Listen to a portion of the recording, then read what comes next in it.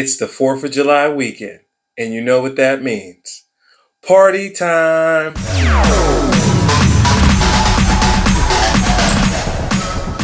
Seriously, here are my 5 tips for driving safe during the 4th of July holiday weekend.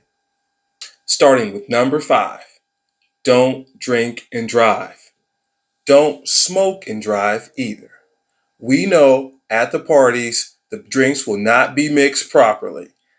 3 drinks can render you incapable of safe driving. Any amount of a controlled substance in your system can render you incapable of safe driving. Get an Uber, get a Lyft, get a taxi. Put $50 or $60 aside for this weekend. Get an Uber or a Lyft or a taxi to the party and home. Number 4, leave early. Leave home early and leave the party early. There will be a ton of drivers on the roads this weekend.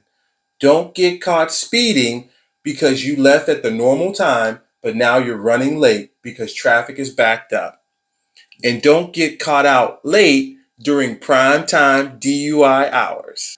Number 3, leave the race card in your pocket.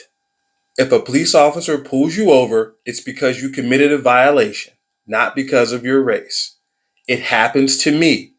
I pull a car over, I walk up to the car, the driver's first words are, "You only pulled me over because I'm black." And then there's this awkward, weird silence. Like,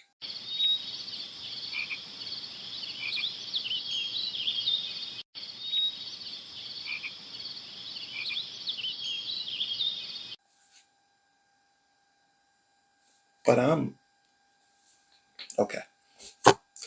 Moving on. Number 2, always, always, always wear your seatbelt. Seatbelts save lives. Also, in some states, not wearing your seatbelt is a primary violation. Why is that important? Let's look at this scenario, for instance.